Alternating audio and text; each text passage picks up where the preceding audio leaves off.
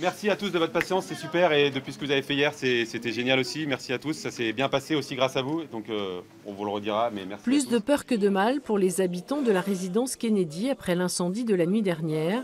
Ils ont pu réintégrer leur logement en début d'après-midi. L'heure était au nettoyage.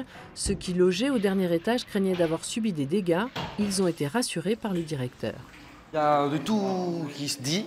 Donc forcément, je la pose à vous la question, c'est le plus simple. Ouais. Est-ce que c'est inondé au 12e? Non, c'est pas inondé au 12e, c'était dans les cages d'escalier, il y a eu de l'inondation, parce que les pompiers ont fait passer de l'eau pour éteindre, mais c'est pas inondé dans les logements, il n'y a aucun logement qui est inondé à part une exception. Mais pour les 127 résidents, la nuit a été longue. Le sinistre a démarré aux alentours de 23 h dans un local où étaient stockées des archives sur le toit de l'immeuble. À 3 h du matin, les habitants ont été emmenés en bus dans un autre foyer et dans un hôtel pour le reste de la nuit.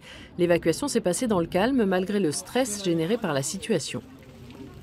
On essaie de rassurer tout le monde parce qu'il y a des femmes enceintes parmi nous et puis il y en a aussi qui n'ont jamais vécu ce genre de situation. Après quelques heures de sommeil, les locataires sont revenus ce matin. L'émotion était encore très forte. J'étais dans ma chambre et j'ai entendu il y a le feu, il y a le feu. Je suis sortie, j'étais en chaussettes. Et puis j'ai vu donc un policier dans les escaliers. Et donc j'ai couru en bas. On s'est mis en bas et en fait... J'étais couchée dans mon lit. On est venu me voir, on est venu frapper à ma porte, mais vraiment fort. Et j'ai eu peur. Au début, je croyais que c'était un test et tout ça.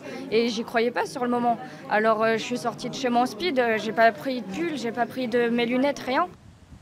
Pour l'instant, l'origine du sinistre n'est pas connue. Ce local n'est théoriquement pas accessible aux résidents. Alors court-circuit, négligence ou malveillance, l'enquête le dira.